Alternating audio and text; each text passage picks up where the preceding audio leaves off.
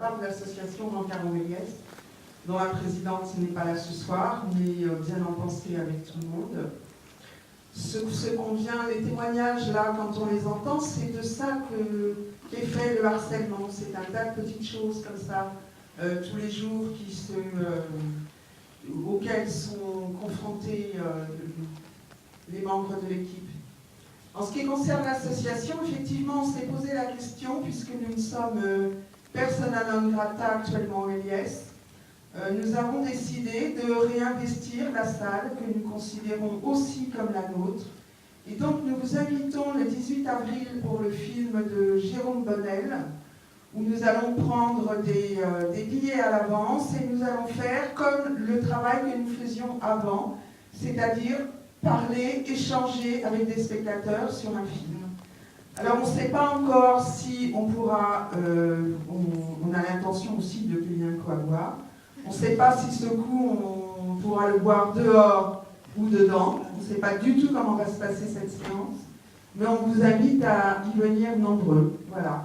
Sachez aussi, pour abonder dans le sens du cahier qui disparaît, la boîte aux lettres de Rencard au Méliès est appelée aussi à disparaître, puisqu'il a été demandé qu'elle soit démontée. Et pourtant, on sait que c'est le relais spectateurs et associations et cinéma. On s'est opposé à ça hier. Je sais. Merci bien. À bientôt.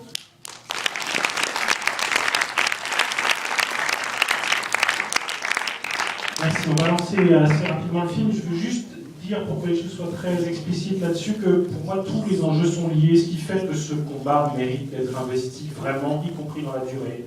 C'est-à-dire que le respect pour le droit des personnes, pour le respect de chacun, il a aussi à voir avec l'invention d'une méthode collective de travail qui, je crois, avait cours jusque-là. Il a aussi à voir avec la sensibilité qu'on peut avoir aux œuvres d'art, vraiment. Moi, je crois que ça communique.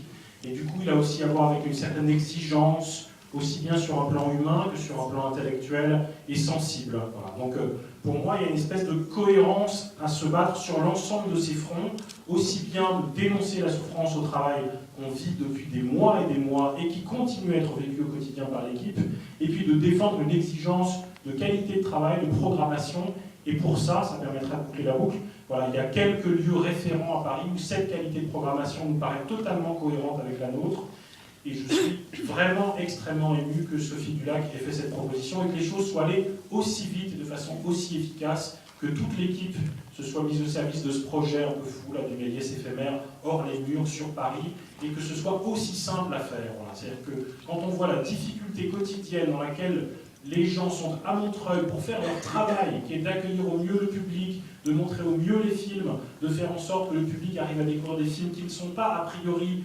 programmés pour voir, ben on se dit c'est fou qu'à l'extérieur il puisse y avoir une espèce de bienveillance parfois qui fait que tout ça c'est faisable encore, c'est faisable aussi parce qu'il y a de la confiance, parce qu'il y a de l'estime, parce qu'il y a une forme de reconnaissance commune.